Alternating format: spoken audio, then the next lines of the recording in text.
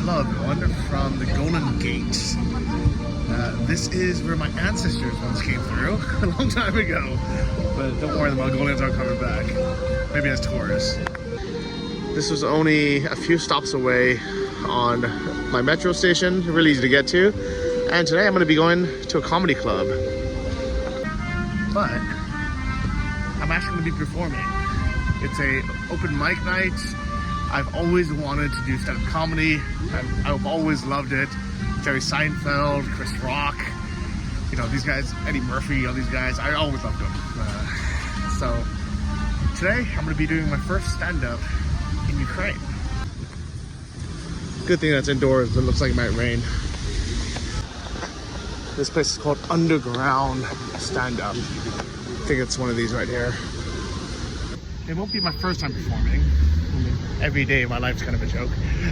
But in the Nomad cruise, on a cruise ship once, we had a talent night. I decided to do stand-up comedy.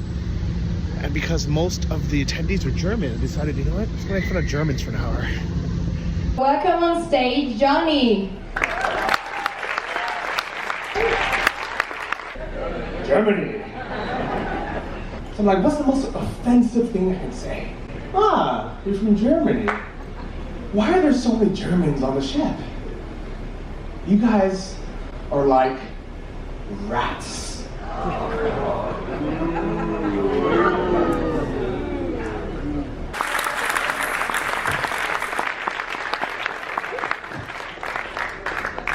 Thank you, Johnny. And exactly half of them laughed their asses off. And the other half looked around and was like, it's true, but why is it funny? All right, guys, we are at the stand-up club. Ready for stand-up? Yes. Yeah. Go inside. Oh, Johnny. Yeah, how you doing? I've seen your channel. Oh yeah? Oh cool. Really? Well, now you'll see me try to do stand-up. Yeah. It's gonna be your day. So I actually have no idea how many people are gonna come because there was tons of like advertisements, you know, Facebook groups, Instagram posts. But in Ukraine, people don't like to like RSVP or click I'm going on Facebook. People are a bit private, I guess. So people kind of just show up.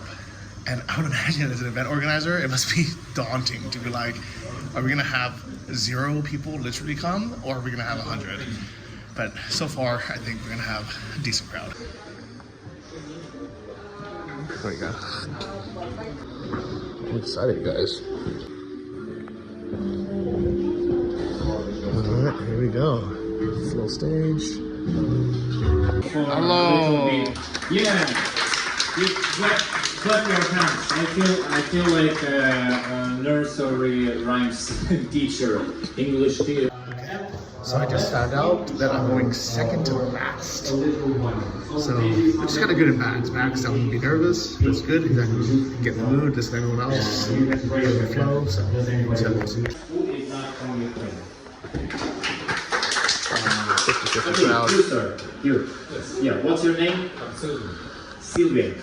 Yes. Sylvian. I'm just perfect. Okay, great. Give it up to Sylvian. Sylvian, where are you from? I'm Swiss. Swiss. Yes. Like watch. Yeah, exactly. That's the level of humor today. Okay, this is the first punchline. Now I do some research how to escape Ukraine illegally, but not because I want to escape Ukraine, but because I want to dress like a woman without being judged by the homophobic Ukrainian society. That's the joke. That's the joke. I crossed the border with Belgium without calling my grandma. What is it? Have you seen stuff already? Yeah. But not in misery, not in Ukraine. What a fate. This is determinism. Small world. Yeah, such a small world. Maybe someday. Okay, Scott, what do you do? I hunt for Swiss spies. For Swiss Swiss spot. Alexievich!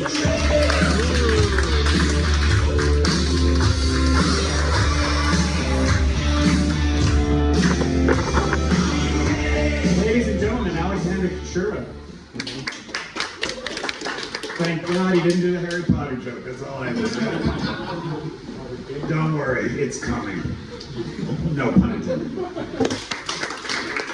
Meet Olena Mikhailuk.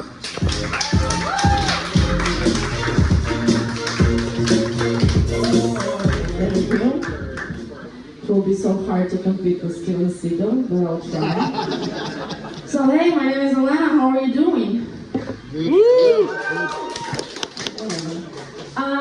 I have a question to you. Does anybody here, and please be honest, believe in any conspiracy theories? Seriously? I thought you would be humble enough to shut the fuck up. I heard a joke in that case. But anyway, okay. So you were raising your hand. Hello, how are you? What's your name? Hi, my name is Kyle. Kyle, okay. Could you please share with us what kind of conspiracy theories do you believe in? I believe in Area 51 in the United States. There is UFO really good. Something that hits closer to home, please. Okay. Come on.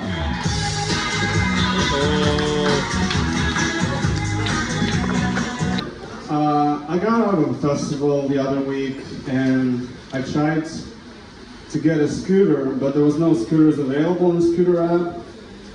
So I went on a bike app and then I got a bike from the bike app to the scooter. The future is now. Alright, I'll start over. Clear that out, don't worry about it.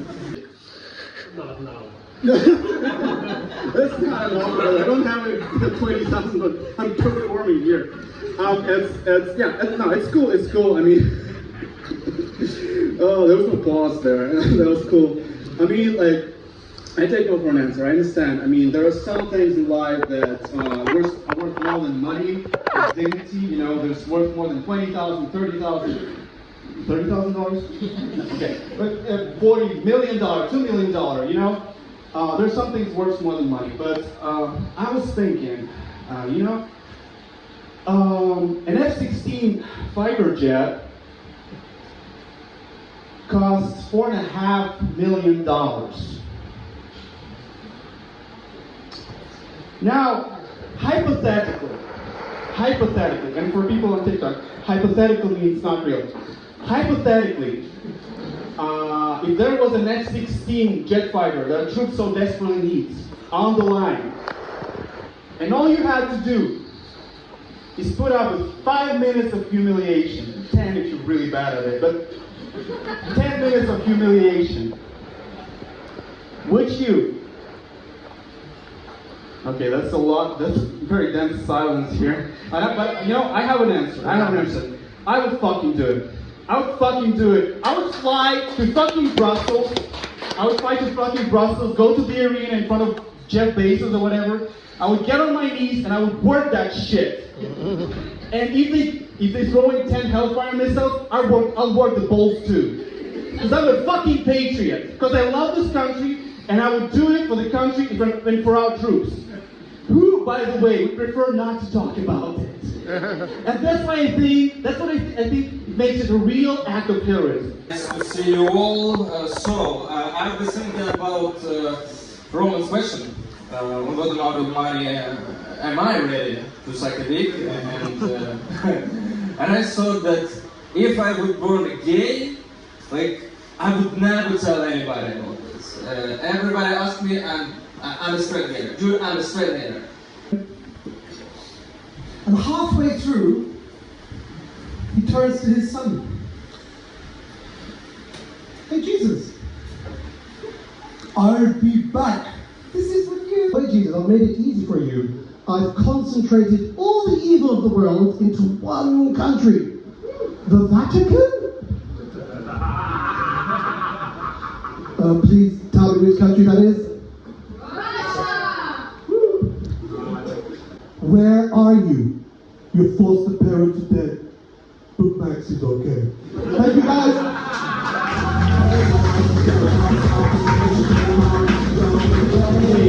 Give it up to Jerry Southfield.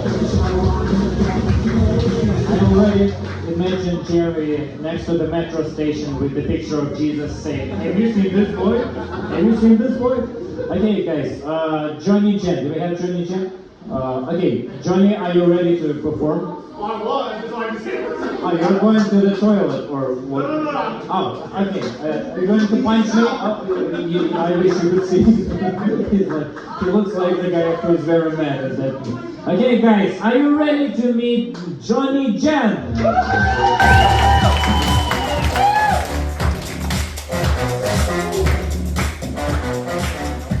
Thank you.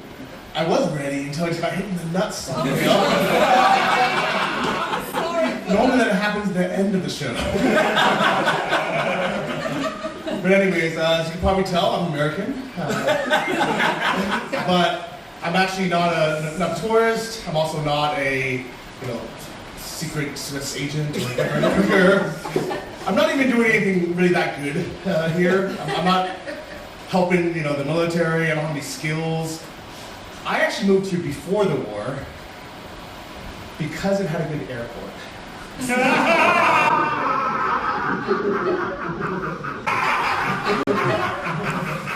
the last 5 or so years, I've been a YouTuber and a travel vlogger in 50 plus countries. I went to all the places I wanted to go to in Asia, and then I said, you know what? Let's do some more of Europe and also whatever's to the east of Europe. And for those who just arrived, you might not even know that Kyiv, actually has 2 airports. Do you guys know that? Yeah. You guys know the name? Giuliani. And which one's the close one, 10 minutes away, and which one's the far one? So a lot has changed since February 24, 2022. And one of those things is our complete, well, at least my complete mindset change on travel. Travel back then was finding a cheap flight, going to the airport, having a vacation. Yeah, you might complain about the cost of water or a sandwich or something in Switzerland, especially in Switzerland. But that's really about it. And I actually was going through my old email account the other day, and I remember seeing a 1,000 hryvnia flight direct from Kyiv to Tbilisi, Georgia. Which today, and that's what, $30 for those who just arrived. And I was complaining. I had the audacity to complain and be slightly annoyed that it was flying out of Borstal half an hour away, and now others are going. Do you know how much money people would pay right now, and how much I would pay right now to be able to travel half an hour to fly to Georgia? $8,000. That's the going rate for guys to be able to leave Ukraine and fly to Georgia or fly anywhere. Actually, this is in post-production. I left that part out, except that would be insensitive. But for context, I decided to leave it back in. Instead, as a lot of the international people know, we need to fly to the next closest country, most likely Poland. Take be like hours around the border. It's crazy overnight train across, and that's for us who are privileged enough to have a Western passport. A lot of people can't even leave. So the fact that I was complaining about an extra 20 minutes of travel to go to somewhere like Georgia is insane. But travel, I think, has always been a big part of people in Ukraine, their lives. The Ukrainians here, I think you can vouch that, you guys used to love the idea of going somewhere to Europe or to America or Canada. It was like a dream. And I know this because of something called Euromageddon. Anyone heard of it? I wasn't there, so correct me if I'm wrong. But basically, what happened was, 2014 or a little bit before, the elected president, Viktor Yanukovych, on the premise that he would give visa-free travel to Europe. Yeah. And at the very last minute, he was like, he reneged on it. He made some deal with Russia instead. And the Ukrainians are so upset, especially like the young, students. They're like, you know what? Screw this. We're going to protest. So a bunch of them went over to Maidan, and they're like, we want to go to Europe. We want to travel, or something like that. And, that went on for a week or two. The winter was cold. And Yanukovych's police, or Russia, probably Russia, they sent a bunch of thugs to go beat them up. Okay, let's shut these guys up. No, these stupid students. Let's shut the fuck up. And the parents came, they're like, oh my god, my poor child, beat up. And they thought that, that would be the end of it. They would pull them out the air, but what was your name? Yeah, let's go home. Let's stop this protest. But no, the parents are like, you know what? I also want to go to Europe. What's your father's name? Alexander. Alexander. His mom was like, Alexander, when we got married 40 years ago, you promised me Italy trip. Let's go to Italy. So they also stood there. Thousands, hundreds, tens of thousands of people. It worked. Maidan Revolution. It worked. And everybody got visa-free travel. Probably some other stuff, freedom, dignity, all that. Mainly, most importantly, visa-free travel to Europe.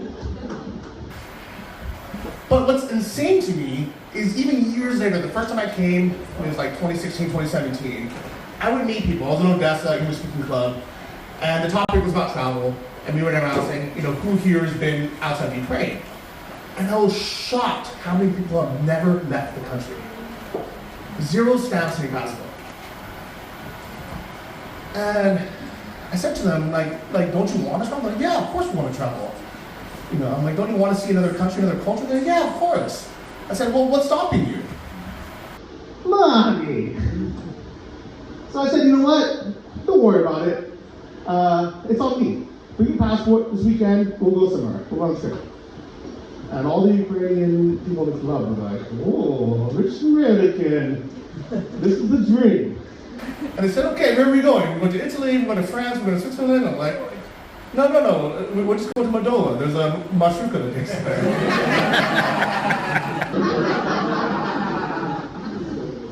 And their faces just dropped like, Moldova? And I was like, yeah, have you been there? They're like, no. I'm like, well, let's go.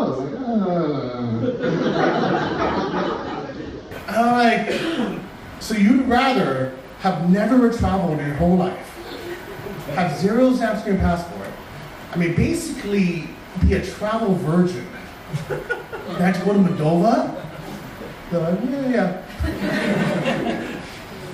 So Moldova has kind of a bad rap. Even during the first month of the full-scale invasion, people were, trying to get out and save their life. It was really unstable. Even Kyiv, you had no idea what was going to happen.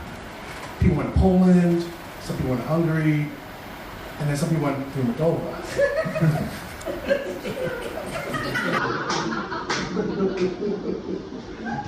But nobody stayed in Moldova.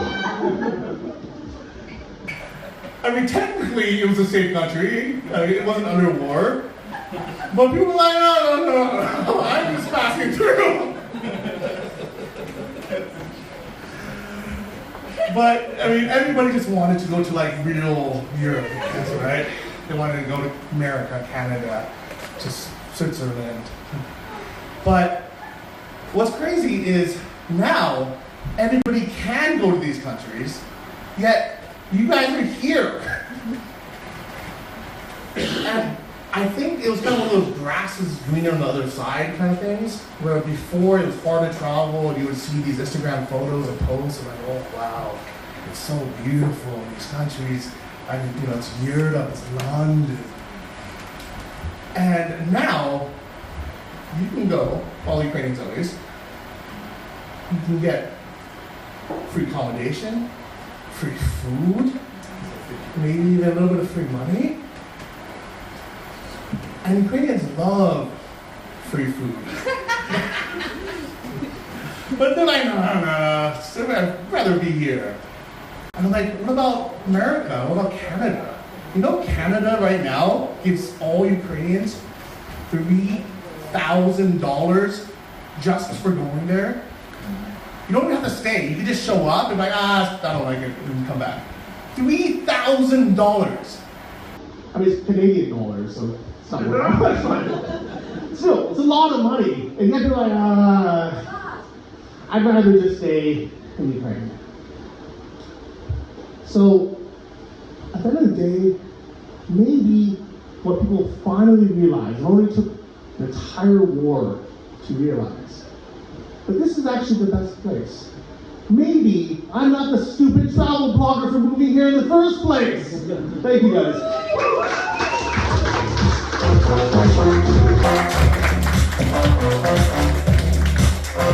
Okay, we have some few comedians left today. I can just send him any picture, okay? Cheers. I can't. I have to do it perfectly. Good morning, guys. Yesterday was a really interesting day. This morning, it's raining, as you can see. It actually feels really nice. It's been really hot lately. So, thoughts about the stand-up show yesterday. First things first. I know the topic of travel was a very kind of a sensitive topic because guys can't leave right now. And I actually had a part in there that was kind of be, joking that like, well, at least the women can go, the guys can't go. The guys, adult age males have to stay in different country. And I thought, you know what? Let me just cut that part out because everybody understands that. At least the people that live in Ukraine understand that. And my kind of holistic, or I don't know, the point of the bit was supposed to be Ukraine is so great that even after traveling on the road, having the option to, even getting paid to go to other countries, all of us that are in this room still choose to be here. Or, not all of them, but like the majority of people still choose to be there. Westerners choose to come here, the women choose to stay, some of the guys who can leave still decide to stay. That makes sense. Because at the end of the day, I think Ukraine is still underrated. This is basic. What's the difference between going there and going to the Statue of Liberty? As far as the show itself, that actually wasn't my first time ever do stand-up. It was my second time. So I'm, definitely not a professional.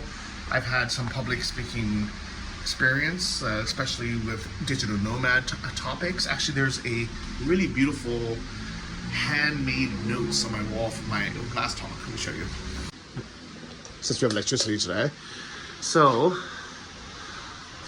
someone actually handmade this during my 1 hour talk on stage. This was about financial independence, how to retire early as a digital nomad. I'll link it below if you don't watch it. But basically, the 4 steps was lower your expenses, live as cheap as possible, basically, earn more money, add, scale up your business or add sources of income, invest it or have a high savings rate, and then just stay on track.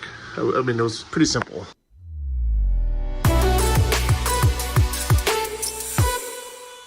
All right.